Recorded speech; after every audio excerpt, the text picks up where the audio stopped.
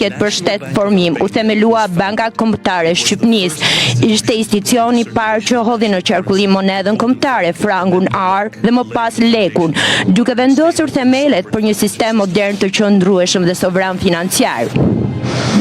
Kjo bank, e krijuar me një marrëveshje italo-shqiptare, mori kompetenca të plota e emëtimi dhe mbikëqyrje financiare, duke shërbyer njëkohësisht si bankë shtetërore dhe tregtare.